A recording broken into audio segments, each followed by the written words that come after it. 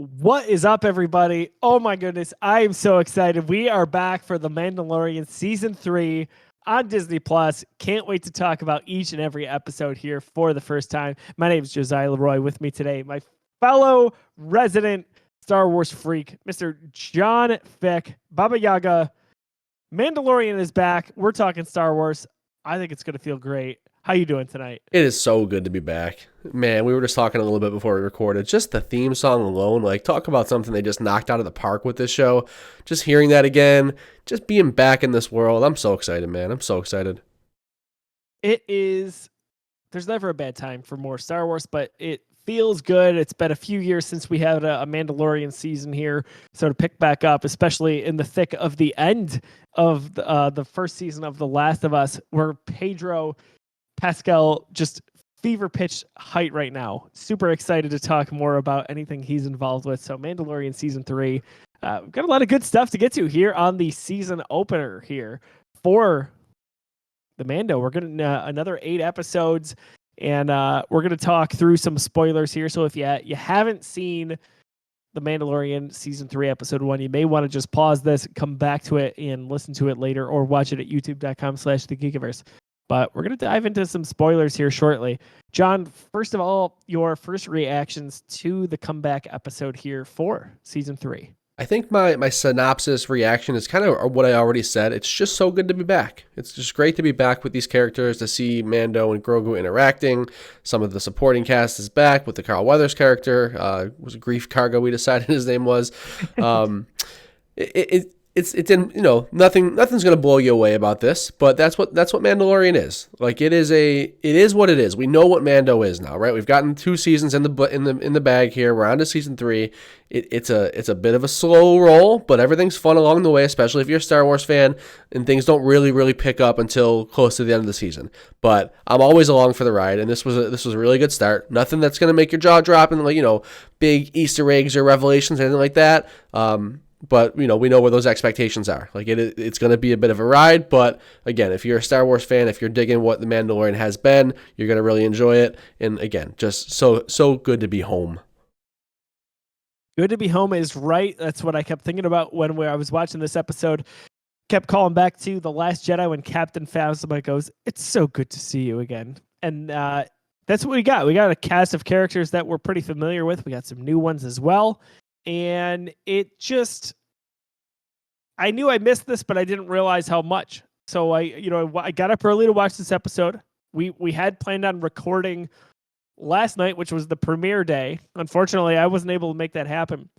But sitting here today, I watched the episode again, and it's enough of a spark where I want to go back and watch these first 2 seasons of Mando again, and I want to dive into this and just get to know each and every episode. You're right, it's a bit of a slow roll, but that's fine. The pacing doesn't have to be this crazy in-your-face action thriller, and that's what Mando does best in this universe, in this era, in Star Wars mythology, so to speak.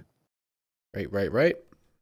So we're going to dive into spoilers here again. If you haven't seen this, just bookmark this, come back to it later on. But anyway, only 37 minutes, as you said, pre-show for the episode. A little bit shorter for what we're used to in TV episodes. But for Mando, this is kind of the average, the middle spot. Because some of these are, yeah, you can find 28 minutes. You can find 47 minutes. It's somewhere in between there. But where we left off, I love IGN's review of this episode. So I read through it, and this episode serves as a recap episode for a few reasons. I couldn't quite put my finger on it the first time I watched this. Why is this so on a platter, in your face? Why are they re-describing what happened? It's because this actually doesn't really pick off where the end of season 2 was. It doesn't. We had those 2 random episodes in the middle of the Book of Boba Fett. For sure. And I was thinking about that as this episode as the season is starting. I'm like, if somebody just wanted to resume their watching of Mandalorian, they didn't care for Book of Boba Fett, so they didn't watch that, and they skipped the recap, they would be so confused. It's a really interesting choice the way they went about this to sandwich like such a pretty like important plot point in Mandalorian. The fact that Grogu was back with Mando, like, that's a pretty big deal because that was your big story beat at the end of season 2 is that Grogu's off with Luke Skywalker and he's gone and they're separated. But to have that reunion come in a different show, like really weird, really interesting. It is really interesting, and we joked about it because this is not how it went. But it felt like when they were releasing those Boba Fett episodes week to week, they got towards episode 5 or 6 of that series, and they were like, we have to do something to get this on track. What do? Let's bring in our most popular character in the Star Wars IP right now, whether that's Grogu or Mando. And we're going to just have them hijack 2 episodes here. We had that. And the funny thing is, that story was so important. Not really to the Boba Fett series. I couldn't even tell you what happens in that season almost. It's so much more important to this segment of the story with Mandalorian. So we got 2 full seasons of Mando, plus 2 episodes of Mando hijacking Book of Boba Fett. And that's where this really takes off. So I thought that was a really interesting beat because you could theoretically have missed those and watched Mando and been a huge fan and not seen Boba Fett. It was so confusing. Here we are. Picking up right off where those important story beats happen. And John, I was also thinking to myself while I was watching this, I was like, did that Luke Skywalker episode happen during Boba Fett? Sure did. It did. There's no Boba Fett in that. How bizarre, but Right. It worked out. Opening sequence. What a nice way to ease back into this universe. We see kind of the armor bearer there of the Mandalorian cult. Building armor for a child, almost baptizing them in a way. I 100% thought this was a flashback to when Din Djarin was getting his original his original Mandalorian armor. Like I thought they were for sure showing us that. Like it just seemed like I don't know why are you showing that if not? And that kid kind of resembled like what a younger he did. Yeah, because we saw him as a kid in the flashbacks. I'm like, oh, that could. I mean, it kind of looks a little bit more like Boba Fett than it does Din Djarin, but like I thought that's where we were going with this. I thought we were seeing a flashback of how he got involved with the Watch and his first baptism. I didn't expect this to be real time and him to come save the day here. Interesting twist because I think a lot of people thought that. So we get that opening sequence, and it's kind of cool again to see all the different Mandalorian armor and almost customized with different colors and different shapes and sizes. And as that is happening, this giant beast comes out of the water, and wow! Yeah. So we get into a battle sequence early. We see a lot of Mandalorians in action. John, what did you think of how this scene looked, how that beast looked, how the CG happened? For me, for what it's worth, I thought it was pretty good for the Mandalorian. Dude, it stood out to me that it was so impressive. I'm like, okay, is this where they like hid all of the Marvel budget for the last 3 years? did that all go into this this first episode of The Mandalorian season 3? 100%. Yeah, right. It's like all those MCU shows. No, you can't have that budget. We need this crazy alligator beast thing to look incredible. And it is. It looks great. It looked really good. And I remember thinking about season 1 with Mando. The budget per episode was $15 million. That's not a lot for a high AAA budget TV show like this. And you could tell where they cut corners, and that was fine. But this was like all in, and some of the best looking Star Wars CG footage I can recall. For sure. And we're not there yet, but that space, that dog chase in Space 2 also looked incredible. Like super well choreographed, lots of really cool, maneuvers and stunts there, but it looked awesome. And I think I do remember this kind of being the path that we were on with season 2. Like they've been giving this show a lot more money and a lot more love. It's been a huge success for them, obviously. Like I would imagine that Grogu, Baby Yoda is probably like their biggest moneymaker since like, I don't know, Ewoks, like probably more so, right? Like everyone's buying Baby Yoda stuff. Yeah, I agree. That is absolutely where that money is going, whether it's Star Wars or Marvel at this point. But that sequence looks great. Of course, how awesome and epic is it when Din Djarin comes and saves the day? But man, that starship, I'll never so get over epic. it. I'll never get over it. It's so sick. And what a way. So the Mandalorian, and to a degree, the Book of Boba Fett does this really well, where they take items from the prequel trilogy era and they make them so epic and special. This is Dave Filoni here. He makes that ship that That is so much better than the Razor Crest Oh my that God. he had. Popping him in a Naboo Starfighter? Are you kidding me? Absolutely.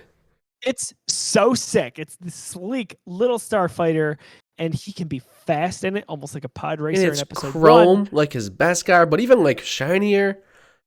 It's beautiful, but also custom, right? Because it's not like the ones we saw in Phantom Menace. Right. He comes through, he saves the day like it's no problem. We see some guts, which we don't really often see in Star Wars for this beast. But what better way to intro this show than see Din Djarin show up looking like, hey, how's it going? And then Grogu popping up to say hi. And it was like to the beat of the music too. It was so perfect. When I'm on my first watch through, actually I've only watched it once, but I rewound that like 3 times just to watch him pop back up. It was so adorable and perfect. They have.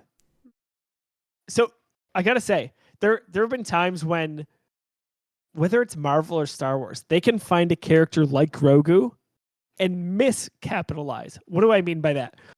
This character's so popular. How do we capitalize on it? They could overemphasize. They could lean too hard into certain things. They have not done that. They understand this character, I think, perfectly so far. Oh, yeah. So when Grogu shows up there and then the Mando theme plays and the script comes across the stream, oh my gosh. You know, what's great is I got up early to watch this. My dad was with me. He was able to get up early as well and watch this. That was a moment when Grogu shows up. It's groggy. It's 6 a.m. We're tired. And he shows up. We looked at each other and we're like, oh boy, that's so they cool. got it. Here we go. Like, that's a great start to the season. So love that opening sequence. Everything's beautiful there. If you've watched our series here at the Geekiverse on The Last of Us, John has some awesome notes that take us through the episodes and kind of the synopsis of the episodes. I don't quite have that. I've got some random bullet points, much more like our Star Wars reviewed series. I'm going to take you through that here. At one point in the episode, Mando is talking to Grief Karga. And later on in the episode, they're talking about what happened to Mandalore and what happened to the surface of the planet. It's essentially crystallized. Right. He's got that piece, that crystallized piece that is green. I thought for just a second, what if Grogu ends up having a lightsaber at some point and it's from Mandalore? Dude, he's got the crystal from Mandalore. This is why I love when Star Wars is back. I just love when we get like crazy theory, Joe. Not that that's like crazy at all, right? That's not insane. But I just love watching you go down these like rabbit holes. I'm like, yes, give me that. And you know, I just love seeing you feast on this stuff. It's my favorite. The gears start turning a bit, but that hit me, and I was like, it's green. It makes sense. He's green. He's green. He's got a green lightsaber, maybe, just like Yoda would have had. I mean, he had Yoda. Yeah. He could have had it. He turned it down. He turned it down, absolutely. But not that you would know from watching this show, The Mandalorian. You wouldn't. Only the Siths deal in absolutes. Not Luke Skywalker, though. It's okay when he does it. He's allowed to. But anyway, I just thought, like, what a nice little thing, and I felt like that was a seed that was planted there by Favreau and Filoni, if they want to later on. Anyway, we have some ridiculously awesome and adorable moments from Grogu in this episode. We've got him cuddling with Din Djarin when they're in hyperspace. Dude, that scene was like, if you ever have like a pet, like a small puppy or a cat, that is like they nailed that. Like our one cat, Callie, she is like notorious for just scaring us and just kind of cuddling in wherever she can, and they nailed the I don't know how to say physics, but the way that goes down, like he just slid in so perfectly. I'm like, yep, that's what Callie does. Dude, it was so warm and welcoming, and I love when that happens. And while I'm talking about that scene quick, how about when Grogu looks out the window? Like, that was a really nice view of hyperspace. We've had that before in Star Wars. But this was an extended moment where he looks out and he sees kind of almost these whales, right? Which are a callback to Star Wars Rebels. And IGN again put this as a beautiful way. they're like, hey, Star Wars isn't just about violence. Sometimes it's just about the wonder of the universe. And I thought that was really well said, because that was Grogu looking out and being like, what is that creature? Yeah, he's just a space whale? He's just experiencing, hyperspace and the world, and we get to experience that through him. But yeah, I don't think I got to the point in Rebels. I never finished Rebels. I really still have to get back and do that.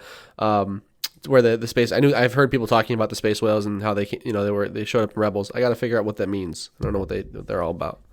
I gotta say, man, if you're going to commit time to a Star Wars property outside of the movies, Rebels is it. With the 4 seasons, it's manageable. There's a lot of very important stuff that happens, and it kind of expands that knowledge in this universe. And of course, Dave Filoni, who did that series too, calls back to that maybe even more than the Clone Wars, because we always think of Ahsoka. That's great, but Rebels was epic. Yeah, I watched. I want to say I watched the first 2 seasons, and I know a good amount of like the big plot points that happened in the later seasons. But I kind of fell off like right as Thrawn was kind of coming into fold, and like I really need to get back to that. It wasn't because I didn't like it, but I just kind of fell off because the world happens. As you get back into that, like that's a perfect precursor to Thrawn, because we think he's going to show up in live action in Ahsoka's series. Yeah. There's a lot of good stuff happening there, but. Grogu sitting in the office there with spinning the High chair. Magistrate. Spinning the chair is hysterical. I lost it when he forced the M&M into his hand. That was awesome. So cool. Adorable. While we're talking about Grief Karga and kind of all that stuff here, I mean, like, shout out to what he's done with that planet Navarro, and the fact that he's the High Magistrate now. Like, what a cool way to like revisit this guy. And it's like, yeah, I kind of turned everything around. We're not like a bunch of scumbag bounty hunters now. We're thriving. We're part of the, I don't think he says New Republic, but like whatever. They're we're abiding by the rules. We're a trade federation. Like, things are going good here. And oh wait, I have 2 droids that are always carrying my robe at all times. Are you kidding me? How sick is that? Like, it's just so. I don't know. There's like he has this kind of like aura where he's like, yeah, I don't really care about the power. Like, I'm just here. I'm the right guy for the job. But like one time he corrects Mando when he calls him the magistrate. He's like, High Magistrate, and then he's got the droids carrying his robe. It's like, all right, this guy's got a little bit of an eye for the frivol here for sure. Dude, I love what they've done here. So I talked about more so season 1 of Mando than 2, but I was like, why is this theoretically so popular? Yeah, it's a good series. But what is going on in the Sabres game? Oh my gosh. Anyway, I don't know. What is going on? It's like 6 or 7-1 right now. Oh no. The callbacks to big, important visuals for Star Wars fans. What do we love the most? Oftentimes it's Empire Strikes Back. So we talk about the visuals in that. Yoda, Boba Fett, Cloud City, all of it. If you talk about Mandalorian, we get Baby Yoda, which is Grogu. Grief Karga. What a character. Yeah, for sure.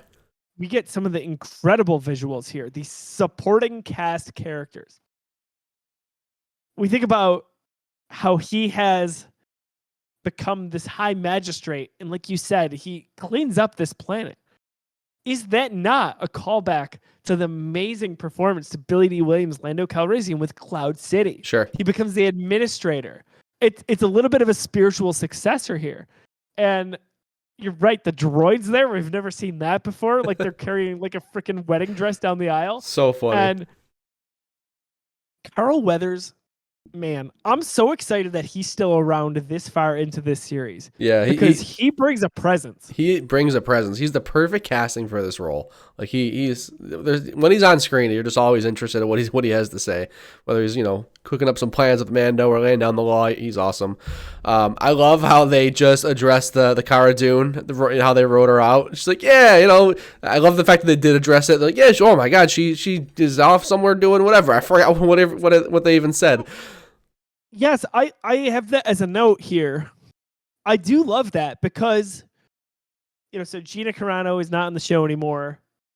And before it sounds like they went their separate ways, she was going to have some sort of offshoot, almost like a New Republic Rangers series.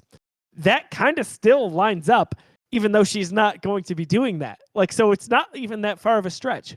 I like that, John. I like that they talked about that and referenced it. Because again, You could have seen seasons 1 and 2 and been like, where the hell is she? But at the same time, she was such a side character that like it wouldn't have been distracting to never mention her. It wouldn't have ruined. It wouldn't have been like that weird. Like, you know, she was around to help out Mando when he needed the help, and like that was kind of it. So yeah, we could have easily rolled into season 3 with her not being a part of this and never talked about it. But yeah, I'm glad that they did. I'm glad that yeah, she did. She's doing something else. She's busy. It would have been less egregious than, say, the third Ant-Man movie not having Luis in it. Dude, are you kidding me? I don't want to talk about that. I don't want to talk about it. Yeah, it's not good. But I like that little tidbit in there. Talk about other things that I'm like, hey, they're explaining things almost like on a platter here for us to remember, or those of us who didn't watch those episodes of Book of Boba Fett. They, in an almost throwaway line, Grief says to Mando, so Mando says Grogu. And Grief says, who? The kid. His name's Grogu. The kid.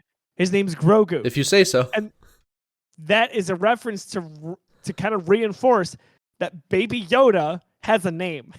Of course, right. Oftentimes. Like, they're very self-aware in this episode, and I love that. They cover a lot of ground. But yeah, the Grogu forced the M&Ms into his hand was the funniest moment. It's so good. We talked about how beautiful that Naboo starfighter is. Talked about a few other things there. If we get towards the end of the episode and we've got almost a storyline on our hands, because Mando, of course, takes out some of those pirates there right on the planet. He kills 4 of the 5 guys that are standing there. The 5th pirate is there. I want to talk about those pirates. Talk about the pirates. I just thought they were like, what a cool, so great, not CGI, but great, you know, practical effects there. I thought their presence was so cool, and like just straight vibes, and like not even vibes of, they're, you know, the same people of Hondo and Naka, right? Like that is like the same kind of species. So are we going to see Hondo at some point? We're going to get a return to these pirates? I just love that confrontation, and I love that they brought this species into play, and you know, the whole pirates, you know, vibe, whatever. So that's where I was going with this. That absolutely, I would bet money on this, close to 100% being a storyline for this season, in addition to him doing what he's trying to do with, you know, correcting his transgression, so to speak, in the water on Mandalorian, or Mandalore, excuse me, is he's going to be chased by pirates because he just pissed off this group. Who's going to be involved? Absolutely Hondo. Dude, we're going to get Hondo. This is a Dave Filoni character. We got Cad Bane in Book of Boba Fett. Yeah. We're going to have Hondo. Like, there's no doubt in my mind. Hondo is a part of what Disney has going on down at Galaxy's Edge. Yep. There's just no way we're not seeing him, and I can't wait to see him in live action form. Yeah, this was a good little tease, and yeah, it sets up for the fact that we're getting Hondo. On the flip side, we get into space, and before I talk about the space battle and what that looks like, we get almost like it's not a Star Destroyer, but it's a oh my gosh, what is the ship we saw in the Juggernaut? No, not the Juggernauts. See what you're saying, but in Rogue One, the ship that like runs into the Star Destroyer, that like it's a battering ram almost, like a hammerhead. Yeah, right. That looks like that a little bit. It's like in between a Star Destroyer and that. But what is with the character design on that? The Pirate King. Oh my god, I love him. He's wild. He's like a swamp monster. It was hilariously awful to me. Yeah, I really liked it. I thought it was cool. Like, yeah, you look at those guys, you look at those pirates, and how crazy they look. Like, what does their leader look like? Yeah, he's a literal swamp monster. It was so weird. I know. They leaned into it. Have you seen Spaceballs? Not in forever, but yeah. That was Pizza the Hut. Right. I can see that. That was the moment for me where I was like, all right, I'm out of this a little bit. No, but I think that's just going to be a cameo, and I know they leaned into the weird a bit, but we're going to get Hondo. We know that's probably coming. How good did this space battle look? It was excellent, man. So cool. Talk about beautiful. That CGI budget, like the direction, the moves, choreography. That was one of the. I mean, it was quick, so it's tough to say it's one of the best ones, but really impressive. Well, that's the thing, right? They can spend more money on it. It's shorter lived because it's only a few minutes long. It's not a Death Star battle or anything we saw in the movies, But easily from a Disney Plus standpoint, this is the best we've seen in an episodic Star Wars release so far. I thought it was beautiful. That Naboo starfighter will never cease to amaze me. How just awesome it is, how epic it is, how fast it is, how cool it looks, how awesome it sounds. It's shiny. And it's shiny. It's the perfect ship for Din Djarin to do this in. I love the father, coming at you with the shiny. Was that Moana? Yeah, 100%. So, talking about father, we've joked ad nauseum about Pedro Pascal kind of cornering the market here on the protective father approach to kids that are not his kids. He's daddy. He is. How about that dynamic? Going into that, he's showing Grogu how he has to navigate space, which we don't really talk about in Star Wars. He has to figure out where things are. We just assume people know where to go. Right? I mean, if you read the High Republic, you know all about hyperspace travel. But I mean, I know that's neither here or there. Get into it if you haven't. But he's showing him what are the systems, and basically it's the radar, and says, "Oh, there's enemies on our radar. We got pirates. Here we go." So that's a nice little connection that happens as well.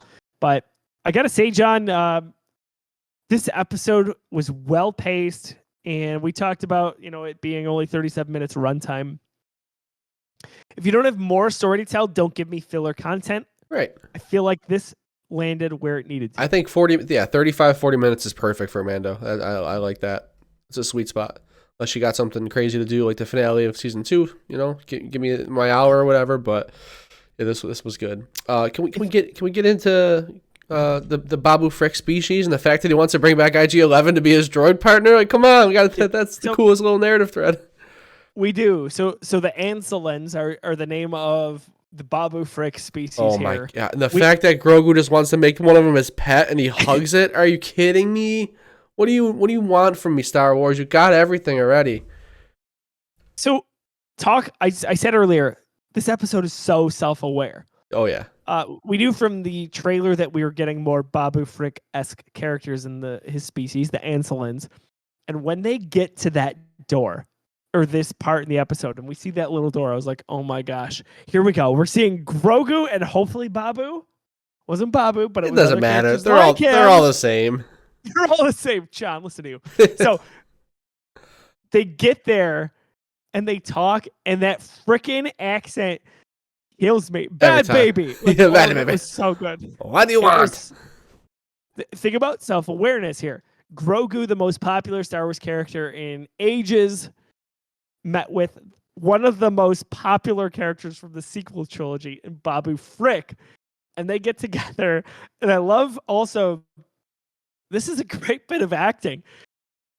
They keep talking through what has to happen for IG-11 to be resurrected. Grief is like narrating for them. I know. Like, I understand what they're saying. They're saying the same thing. He's just copying them. Broken. They're saying it's broken. It's so good. It's what a really nice funny. little comedy beat that is. So I feel like that was almost something that happened on set where they were like, hey, what if you say exactly what they're saying and you just copy it, you know? And Din Djarin with his very monotone voice just says, I understand what they're saying. It was so well executed. I love looking around that shop too. I was looking for Easter eggs all over. Oh yeah. Oh, that reminds me of the Droid Depot in Galaxy's Edge. It had that same kind of feel to it. So you can see in the back left when the scene first comes about here, there is almost an outline to what looks like the colors from BB-8. Okay, that's cool. Does it mean much? Probably not in the scheme of things, but that was in there. There wasn't much else, but I was eyes peeled at this point looking for Easter eggs. Love it. So I have to look up stuff online later on to see what was actually in there because I'm sure I missed stuff. Gonna have to watch that new Rockstars breakdown. Yes, I just love the whole IG-11 thing. Even when Mando first arrives on Navarro, they've got the statue to him. Like he saved everybody. He saved the Bounty Hunters Guild, and he was the last line of defense at the end of was that season 1, right? So that's so cool. They got his statue up. I mean, which is basically just his body because he's a droid and they can do that. And I love the premise here that Mando needs a droid to help him navigate the the surface of Mandalore. He's like, I only trust one droid. It's IG-11. I don't care that he's dead. We're getting him back. So all of that is so awesome. I questioned in this episode, I was like, was that the end of season 1? Have we really not seen IG-11 in that long? Yeah. Yeah, it was. But talk about Din's approach here. In season 1, he notoriously is like, no droids. Like, he's got a big problem with droids. Well, he trusts one droid and he's emphatic that this is the droid he needs to bring back to life. What happens? He brings him back to life and he tries to murder him. Tries to murder Grogu. It was the funniest thing in the world. I'm like, oh my gosh, that's so poetic. Oh my god, and I love that Grief Karga has a bronze bust of himself in his office, and that's how they stop the thing. Classic Star Wars cheesiness, that call back to the original trilogy. Well, that's using your head, right? Like, it's fine. I love that. And that droid, by the way, that pushes him was really cool. That was a protocol droid that looked like 3PO, but had a different head. Oh, yeah, for sure. It had like a rectangular face. It was cool. It was really interesting. Basically like a different take on a protocol droid. But I love how how creepy that looked. That was like a scene out of Terminator. Dude, for sure. He comes back and he's basically just arms and torso. Just dragging his torso around, yeah. Oh my goodness, dude. That's so good. It's something you would see like in a Resident Evil. Like, the thing's just not dead yet. It's crawling towards you. Seriously. It was like double tap. Yeah, man. IG-11, I hope we end up seeing more of him. It seems like we will. So, that's always a good thing. More Taika Waititi, of course. Yep. Anything else that comes to mind that we missed from this episode? I guess we should probably talk about the what's her name? The other Mandalorian lady. I can't think of her name. She's a Yes. Come on. What do you do? Why are we blame Katie Sackhoff? We know we know the actress's name. We can't think of this Clone Wars character. What is wrong with us? This is how we know we're old. We're like, I know the actor's name. Yeah. So towards the end, she is in kind of this Mandalorian throne, if you will, and Din goes to meet her and talk to her. She looked like a totally different woman. Oh yeah, she's defeated, like, beaten. Right. I want to say Sabine, but that's Rebels. It's not. No, God, who is it? Give me a second. We're gonna look this up here. How do we not know this? How can we not pull this? My brain's fried right now. Dude, that's what the filler will do to you. Yeah, for sure. 100%. Something about the air in that place. Those cookies, that's the problem. Bo-Katan. Bo-Katan, okay. Jesus Christ. So... Yes, so that Bo-Katan, that scene was interesting. Like Mando visits and like she's just so defeated and like, not what I really would have expected her character arc to be at the moment. Like I would have thought she would be more like gung ho about getting this Darksaber and trying to lead kill Mando. Him almost. Right, exactly, because she knows what has to happen for her to get her hands on the Darksaber. But we get a little bit of, she gives us a little bit of exposition that like they stop following me, they're off doing their own thing, and it's kind of over. But I don't think that's the end of Bo-Katan here. No, and she just looks apathetic sitting on the throne, her body language, how she's sitting, how she looks. Incredible performance there because she looks like a different person. She looks like she's been through hell. And in the best way possible, by the way. She just delivers such a good performance there. And that is another thread. So we've got that thread. We've got the pirates thread going on. We've got the idea that Din has to go back to Mandalore and almost see what's going on. Is the planet okay to inhabit in any way? Am I okay to go into this pool? Like, I'm just trying to take a bath here, man. Yeah, I'm just trying to be clean, trying to atone. And then there's Grogu too. Like, is he going to continue on just that almost father-son path that he's got with Din, or is the pull to the Jedi going to be a thing at some point? Because that came as quickly as it went away, and I'm almost surprised at that. Yeah. That we didn't get a little bit more of time with what was going to be Luke and the new Jedi Order. For sure. Hopefully we get more of that. Maybe in Ahsoka. I don't know if that makes much sense, but I would love to see more of that because obviously it seems like they're trying to flesh out some of the stuff they kind of set up in the sequels and maybe some of the stuff that we wish we saw more of. Yeah, we'll see. The way it feels to me, and we'll see if it pans out, but Dave Filoni usually has a really good, ear to the ground on this, is Mandalorian is the tentpole series. This is the main series, the central series we call back to.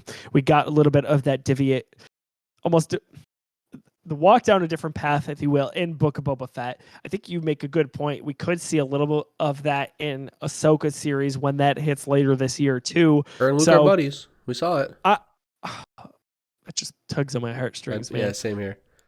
I think there's some special stuff on the way for Mandalorian season 3 and Ahsoka when we get that later on in 2023, whether it's Thrawn or it's the thread where it's tied to Grogu or even back to Luke Skywalker, because we saw what is capable at the end of Mando season 2 and in the middle of Book of Boba Fett. So I'm optimistic, man. I'm feeling really lighthearted and happy as a Star Wars fan after seeing this. For sure. It's the Mando formula that we know of. They give us the plot, but then they got to do their side quests to get to the thing, to get you to the thing so you can go do the main thing. It's literally a video game, right? Like, it's like, this is Ghost of Tsushima for me. Yeah, it right. gives me side quests I care about. Exactly. It's like, all right, I need to go to Navarro because I want the droid. Okay, now I need to go here because I need the piece for the droid. But then that's all to eventually get to Mandalore. And I'm sure that once we get to Mandalore, some other big issue is going to occur that would send us somewhere else. Like, that's Mando. And if you don't like those little side quests and that stuff, like I see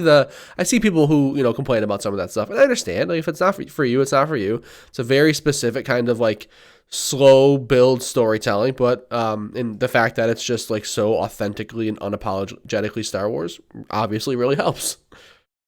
Hey everybody, just a quick heads up, we had a bit of a tech issue at the end of this one. We lost a few minutes of audio and video. Joe and I were just wrapping up our thoughts on episode 1 of The Mandalorian. We loved it, as you heard us talk about in that entire episode. We're excited. The plan is to keep these coming out every week, hopefully the same day as the show drops. If not, we'll get them the next day or so. But yeah, we're excited to have The Mandalorian and The Last of Us running back-to-back for a couple weeks here. Again, you'll find The Last of Us, same thing. We try to record those a couple of days after they come out. But yeah, everything else, you can keep it locked here to the Geekiverse here on YouTube. Follow us on Twitter, all that social media stuff. But yeah, sorry, we lost a few minutes here. Nothing too important. Just wrapping up the thoughts. You heard it all. But yeah, tech stuff happens. We appreciate you. See you next week.